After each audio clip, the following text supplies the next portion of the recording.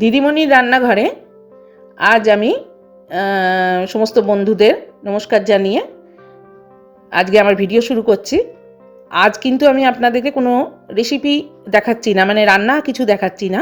আজ আমি দেখাবো শীতেতে যে আমরা বড়ি দিই, বিউলির ডালের বড়ি, মটর ডালের বড়ি, মুসুর ডালের বড়ি, সেইটা আজকে আমি আপনাদেরকে করে দেখাবো। আমি কিভাবে বড়ি দিই বা কী কী দিয়ে দিই সেটা করে দেখাবো। হ্যাঁ, তার জন্য আমি যে বড়িটা দেব তার জন্য আমি এখানে বিউলির ডাল নিয়েছি। বিউলির ডাল সারা রাত্রি ভিজিয়ে রেখেছিলাম, তারপর পরের দিন বেটে দেখুন আমি একটা পাত্রেতে নিয়েছি। হ্যাঁ, আর এখানে আমি বড় বড়ি, ছোট বড়ি, আরও এক ধরনের বড়ি দেখাবো। আচ্ছা, আমি এখানে দুটো পাত্রতে দুটো ডাল বাটা নিয়েছি। আগে থেকে একটা ডাল এই বাটিটাতে ফ্যাটানো ছিল, যেটা দেখাচ্ছি এখন সেটা ডালটা ফ্যাটানো ছিল। ওতে আমি মৌরি দিয়েছি, আর আপনার এখন যেটা দিচ্ছি ফ্যাটানো ডালটাতে মৌরি দিয়েছি, আর এখন দিচ্ছি হিঙের জল। আমি শুকনো হিং একটু ভিজিয়ে রেখেছিলাম জলে, ওরকম কৌটো করে ভিজিয়ে রেখে দিই। আমি ওইটা দিয়ে এবার ফেটিয়ে নিচ্ছি ভালো করে। আগে থেকে একটু ফেটিয়ে রেখেছিলাম, কেন এত দেখাতে গেলে আপনাদের অনেক ভিডিও বড় হয়ে যাবে আমার, যার জন্য এই ডালটা আমি আগে থেকে একটু ফেটিয়ে রেখেছিলাম। এটা হয়ে গেল আমার। আর এই ডালটা আমি ফেটাবো, এটা পুরো ফাটানোটা দেখাবো না, একটু দেখিয়ে দিচ্ছি। আর এর মধ্যে দিচ্ছি জিরে। আপনার ডালের আন্দাজ অনুযায়ী দেবেন। এটা আমি 300-400 ডাল নিয়ে করেছি আর কি, সব রকম বড়ি একটু একটু করে দেবো। আর ওতেও কিন্তু একটু হিঙের জল দিলাম। আপনাদের কাছে হিঙের জল করা না থাকলে গুঁড়ো হিং দিয়ে দেবেন। আর দিচ্ছি একটু পোস্ত। এটা দিয়ে আমি ছোট ছোট বড়ি দেব। আর আগে যেটা দেখালাম যেটাতে মৌরি দেওয়া আছে ওটাই আমি একটু বড় বড়ি দেব।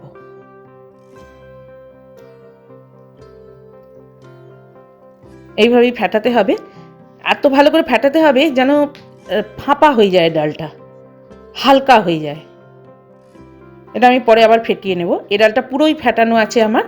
আচ্ছা, এই ডালটা থেকে আমি কিছুটা ভাগ করে নেব। নিয়ে দেখুন, দেখুন পোস্ত রেখেছি একটা থালাতে। এই খানিকটা বড় বড়ি দিয়ে বাকি ডালটাতে আমি পোস্তর মধ্যে দিয়ে কিভাবে করব বড়িটা তখন দেখতে পাবেন যখন দেখাবো। আর এই রকম কাঠি নিয়ে নিচ্ছি, এগুলো হচ্ছে এই কাবাব কাঠি। এই কাঠিগুলো ছোট ছোট টুকরো করে নেব। বড়িটা আমি কিভাবে দেব সেটা আপনারা পরে দেখতে পাবেন। এরকম ছোট ছোট টুকরো করে নিচ্ছি। দেখুন আমি এবার ছাদে চলে এসেছি। আমার এটা ছাদ বাগান, শীতের সব গাছ করেছি, টব রয়েছে। এর মধ্যে আমি এবার বড়িটা দিচ্ছি। দেখুন বড় বড়ি দিচ্ছি। বড় বড়ি দেওয়ার জন্য আমি না একটা ওই আপনার কার্ডবোর্ড, ছেলের স্কুলের কার্ডবোর্ড ছিল পুরনো, ওইটার মধ্যে ওপরেতে একটা কাগজ দিয়ে দিয়েছি, খবরের কাগজ, তার উপরে একটা ন্যাকড়া দিয়ে দিয়েছি পরিষ্কার। এবার আমি চারদিক থেকে যাতে উড়ে না যায় সেই জন্য ক্লিপ লাগিয়ে দিয়েছি, এই কার্ডবোর্ডেরই ক্লিপ। এবার আমি বড়িটা দিয়ে দিচ্ছি। দেখুন ওইভাবে দিচ্ছি বড়িগুলো। এগুলো একটু বড় বড়ি হবে। আপনারা যে কোনো রান্নার রেসিপিতে এটা দিতে পারেন। এই বড়িগুলো শুক্তো বা বড়ির ঝাল, ঝোল সবেতে ইউজ করতে পারবেন।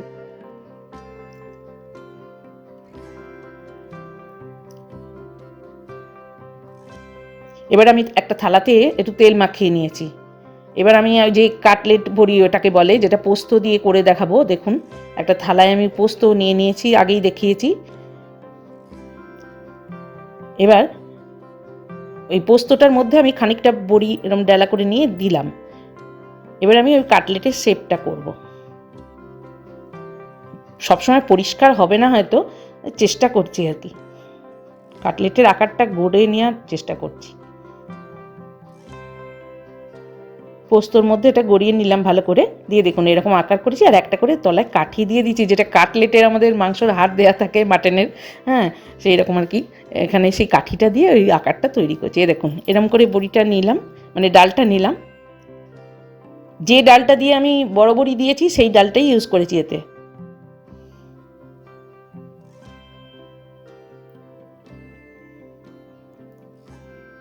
একটা করে এই পিছনে তলার দিকে কাঠি গুঁজে দিলাম।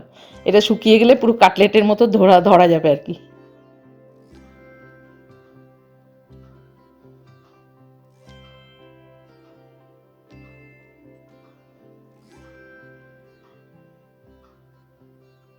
এইভাবে আমি করে নিয়েছি। দেখুন বড় বড়িগুলো দেওয়া হয়ে গেছে আমার। প্রচণ্ড রোদ উঠেছে আজকে, হ্যাঁ একটু গা দিতেই গাটা যেন টেনে যায়। এবার দেখুন কাটলেট বড়িগুলো সব রোদ্দুরেতে রয়েছে। এগুলো আমি 2-3 দিন ধরে ভালো করে শুকোবো। 3 দিন তো শুকোতেই লাগবে। এবার আরেকটা যে বাটিতে ডাল নিয়েছিলাম, যেটাতে জিরে পোস্ত দিয়েছি, হিং, এইটা দিয়ে দেখাচ্ছি। ছোট্ট ছোট্ট বড়ি হবে সেটা। এটাতে আমি ছোট ছোট বড়ি দেবো। ওই একই প্রসেসে আমি একটা প্লাই ছিল বাড়িতে, পুরনো প্লাই। দেখুন বড়িটা আমি দেখাচ্ছি, জলে বড়িটা মানে ফ্যাটানোটা দিয়ে দিলাম ডালটা। এটা যদি ভেসে থাকে তাহলে জানবেন ফ্যাটানোটা একদম হয়েছে, আর যদি এটা ডুবে যায় তাহলে জানবেন যে ফ্যাটানোটা ভালো হয়নি, আরও ফ্যাটাতে হবে। এবার দেখুন আমি ছোট ছোট করে বড়িটা দিচ্ছি। এটা ওই একই প্রসেসে কাগজ দিয়েছি, মানে একটা প্লাই বা কার্ডবোর্ড যাই দিন না কেন, তার উপরে একটা খবরের কাগজ, তার উপরে একটা পরিষ্কার ন্যাকড়া বা কাপড়।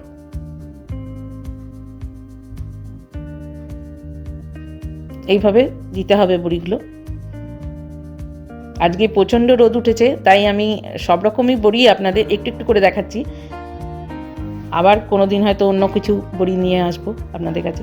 দেখুন এটা আমি উল্টে দিয়েছি, 1 দিন 2 দিন শুকোনোর পরে এটা উল্টে দিয়েছি। এরমভাবে ওলট পালট করেই শুকিয়ে নেব বড়িগুলো ভালো করে। এখন একটু শুকোবে, আরও 1 দিন শুকোবে, 1-2 দিন শুকোবে, নাহলে ছাতা উঠে যাবে।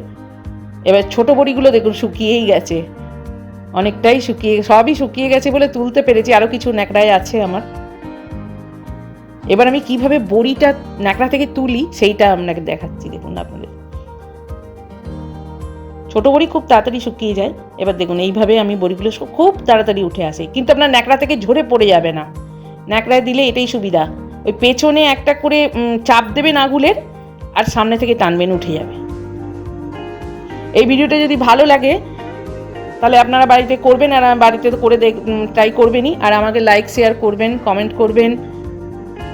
আমার চ্যানেলকে নতুন বন্ধুরা সব সাবস্ক্রাইব করবেন, আমার পাশে থাকবেন এইভাবে। দেখুন এই বড় বড়ি যেগুলো মোটামুটি শুকিয়ে গেছে আমি সেগুলো তুলতে পারছি, তুলে দেখাচ্ছি। যেগুলো শুকিয়ে গেছে সেগুলোই তুলছি, নালে টেনে কিন্তু তোলার চেষ্টা করবেন না, নালে তলায় গর্ত পড়ে যাবে, এরকম পরিষ্কার উঠবে না। আমার যে কটা উঠবে আমি সে কটাই দেখাবো, কারণ এগুলো শুকোতে একটু সময় নেয়। উল্টে দিচ্ছি এ পিঠটা শুকোবে বলে।